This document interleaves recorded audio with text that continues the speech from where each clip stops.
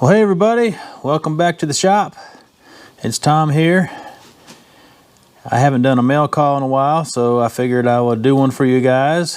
For you guys that are new to the channel, mail call is basically a mixed bag of stuff. I show purchases, shop projects, any viewer gifts that come in, stickers, and just whatever that's not a main project. So that's what this is all about, and I just want to say thanks for watching my channel. Thanks for subscribing. If you guys are new to my channel and hadn't subscribed, I'd appreciate it if you would subscribe.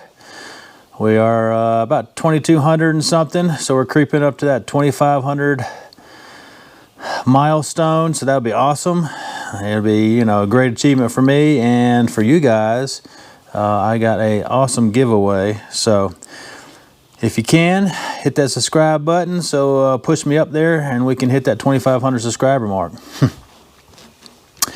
So, let's see, I've got some goodies for you guys that came in the mail from a viewer. I want to show you that. This is awesome.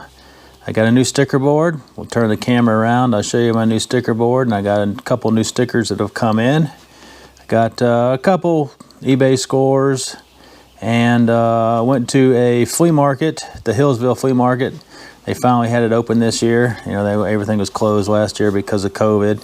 So we went for the Memorial Day weekend, and of course it poured and it rained the whole time we were there. You kidding me? Hang on. All right, let's try this again after I was rudely interrupted by the power company, getting ready to tell me that they're going to shut the power off for some maintenance. Whatever. Okay, so what do you say? Let's get the camera turned around and I'll show you my sticker board. All right, guys, hopefully the glare isn't too bad. So what I did is I picked up a piece of acrylic, and this is going to be my new sticker board. I just had Cam's sticker come in from the Battler Workshop over there in Australia, and also had Kimber Zellick. I had his sticker come in. So there you go. I've got plenty of space. So if your sticker's not up there, I'd appreciate it if you'd send me yours. Some of you guys that I received stickers for previously, I put you guys on the side of my lathe in my previous shop, on the headstock side that was exposed, out into the shop so you could see it. Well, now it is covered up, unfortunately. So I need your stickers so I can replace them and put them up here. But I got my Australian friends over here in the corner, Aaron and Maddie and Max, and of course Craig. And then, now I've got Cam over here. He's hanging out. But send me your sticker. If you don't have my address, my email is at the end of this video. So send me an email and I'll get you my address, and we'll do a sticker swap. And if you have my address, go ahead and drop me another sticker so I can get you back up on the board. I'd appreciate it. All right, what you're looking at is a awesome lot of goodies that David sent me over there at Foxburg Fabric Cobbling. If you don't watch Dave's channel, go over there and check him out. I know he'd appreciate some views and a sub. He's got a big old horizontal Cincinnati mill where he makes some monster chips, and also a Pratt & Whitney lathe, I believe. But he's been hitting up some auctions, and he was kind enough to send me a little care package here with some cutters, and also a couple of number 40 Morse. Well, I got a Morse taper 4 to NTB 40, and some 40 tool in here. Not sure what this holds. It may be for ER40 coil. I tried my ER32, it doesn't fit, and TG100, it doesn't fit. But some nice stuff. I appreciate it, David. It's awesome. I can use these on the horizontal mill too, so very cool. So what you're looking at is another viewer gift. A guy named Ray was kind enough to send me this little oil can to add to my collection. An old liquid wrench 4-ounce fluid can of super penetrant. That's awesome. Appreciate it, Ray. It'll go on the shelf with all the other oil cans. So these are some of the flea market finds that I got at the flea market. I scored some more oil cans. Got a lot of 3 the seller had. Some pretty cool ones. Old Singer sewing machine oil can. Just a light duty oil can that Sears Craftsman sold. And here's a True Test household oil. So pretty cool. They'll go on the shelf in the office. All right, let's try this again. Sorry for the interruption, guys. My neighbor came down and did a little tractor work. We had a big rain 2 days ago. We got like an inch of rain in 25 minutes. I had a little bit of a washout on the side of the shop. So that's what he fixed for me. But anyways, this is one of the other goodies I got at the flea market. Hopefully you can see that pretty good. It's a GM emergency kit. So contains 2 headlight bulbs, 1 parking lamp bulb, 1 tail light dash dome light bulb. Cool little like emergency kit that you had in your car back in like the 40s, I think.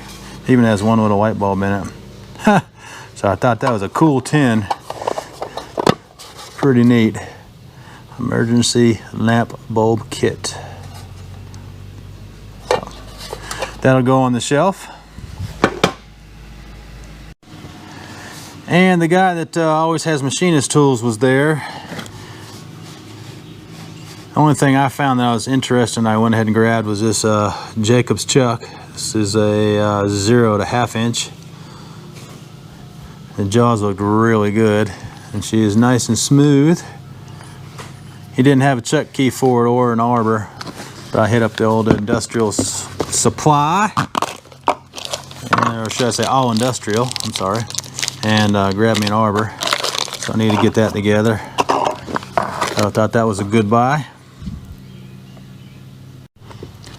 Inside a guy's antique booth, we were looking around and I found this cool little magnetizer or demagnetizer, depending on how you use it. So basically you stick your screwdriver or get a piece of high-speed steel or whatever you got magnetized, and you can demagnetize it, or if you want to magnetize it, you can. So he said it worked. Let's get this thing plugged in, because I got a screwdriver here and she seems to be magnetized, so we'll see if it works. Hang on. All right, I got her plugged in and I ain't got shocked yet, so that's a good sign. So the instructions say to demagnetize, hold button down while removing screwdriver from hole. All right, so let's put the screwdriver in the hole and let's see what happens. Whoa, I feel that. Wow. My goodness, that does work. And where'd my piece of metal go? So I can test it. All right, I'd run over to the lathe and haha, cool, it does work. Sweet. All right, I guess that was a good buy for 10 bucks.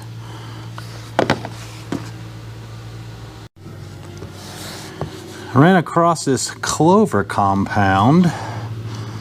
Guy had a 6 or 7 cans of this stuff in one of his tents. So I got the 400 grit, very fine. I got the highest grit they had.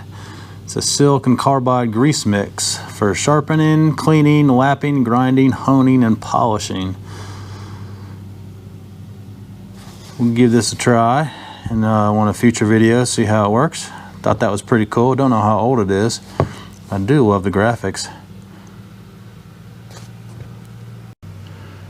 Okay, so you see this nice wooden box with a bunch of gears sticking out of the top. So this box was sitting on the ground in the rain in front of this guy's tent. So I started looking at it and I was like, this is intriguing. I'm like, okay, it looks pretty complete. And then I did this. Yeah, my heart stopped for a second. Like, holy cow. a Brown Sharpe gear set. So then I had to get my poker face on, and we worked a deal, and I bought the thing. Let me get the gears out and show you what I got. So what I believe I have found is a complete gear set for the universal dividing head for a Brown Sharpe milling machine. So this is some paperwork I pulled up. You can see the gear set here, and then you can see these here, and then when you go over to see the next page, I don't know if it's going to wash out or not. So you can see the gears on the end of the table, and they go and they run the dividing head, so you can cut, you know, either spiral fluted gears or twist gears. And then they show basically the different changes in the setups for your gear ratios. So I thought that was pretty cool. You know, there's not many of these guys surviving, especially a complete set. So let me back out. Hopefully you guys can see that. So there's the gears. Here's the complete set. So now we know one of these was sitting on the top of the box, and then this was in it too. There's no space for this, so I don't think it originally came in the box itself. I guess you get it, you know, extra from Brown Sharpe. Not sure. They just had it in the box, and that's why the top didn't close. But as you can see, all the gears are in great shape. I don't know if they've ever been used. I cleaned them up the best I could. They still got a little bit of rust here and there because, like I said, this thing was sitting out in the rain. So don't need this. I just wanted to save it. So I will be putting on probably a couple of the machinist forums for sale, and then also on eBay. So hopefully I can find a good home for this. I imagine there's a owner that's got a Brown Sharpe mill and a dividing head that's looking for this, and we can get it together. So I thought that was a pretty cool find. You never know what you can find at a flea market sometimes. And the same seller had this cool metal decimal chart. What I thought was pretty interesting is, you know, that's where I moved from. So I come all the way up here to Virginia, and then I get a, you know, a decimal equivalent chart from Charlotte. And this might be a rare bird, because I guess the printing company that printed these up didn't catch the error. Come on, Tom. Didn't catch the error because the area code is actually 704, not 804. So don't know how many of these are out there with the wrong area code, but I imagine Howe Distributing Company wasn't too pleased after they got a bunch of them and then realized, hey, why are we getting contacted? Oh, the wrong area code. Go figure. But cool chart. I'll get this thing hung up in the shop. Well, hopefully you guys can see that, but man, what an ugly day. It's been raining off and on all day. Actually, all week. The grass sure needed it. You guys see my new sign? But it's gonna be like 1.5 feet tall. It's gonna be a bear to cut here coming up. So I've just been working on the old Pexto stomp shear. When I bought this, it was set up with pneumatic cylinders under the bottom. I guess I should have took a little video before I removed them. So the previous owner, I think they were cutting paper and soft products, and then, you know, it had an air actuated foot pedal, so you just step on it and then it would just, you know, cut whatever they had to cut on the shear, which is fine. But for some reason, I guess they thought it was a good idea, and they cut the foot part off that you stomp on. So as you can see, you know, they just buzz it off there and they buzz it off there.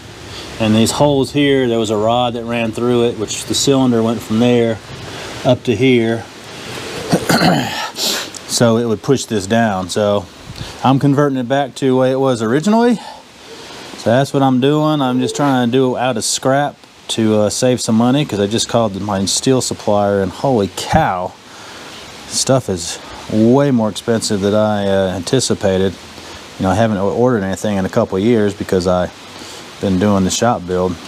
So I found this piece of 1/2-inch aluminum, so that'd be perfect for the plate to step on. And I've got some 1/2-inch. I'm over here with the plasma cutter, so I'm just buzzing this off. I'm letting it cool down a little bit so she won't, you know, warp so bad. And I'll finish cutting the line. I'll cut 2 strips, and they're 2-inch wide, 1/2-inch thick.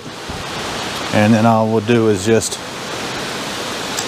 come over here. I got a couple bolts. I'll just run it through the bolt holes that they put, starting from there, come out, you know, and then weld her there. And I'll get like a 2x2 square inch coming off of there, and then probably mount this on top of that. I got some good countersink bolts to put in there, so said using everything I got around the shop, so it'll be a inexpensive upgrade, but that way it'll be working the way it should. Man, look at it. Woo! I don't know if you can hear it on the roof or not. My mic is picking it up.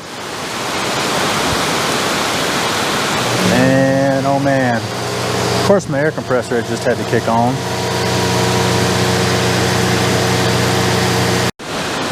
A couple other little shop projects to make the place more user-friendly. So I took a hose off the wall drop back there, and I ran her over here, so now she's easier to get to when I need to use it on either the horizontal vertical mill, you know, or the vertical mill here. And I've added a remote switch, picked that up from American Rotary. Still got to wire it, but it goes all the way over to the rotary phase converter, so that way I don't have to keep going over there to turn it on and turn it off. So that'll be helpful. And got the Abene mill all cleaned up. Happy about that. Got the oil in the headstock changed. Got the oil in the feed gearbox changed. Got fresh oil in the Bajor oiler. So she's all ready to roll. I can't wait to use her.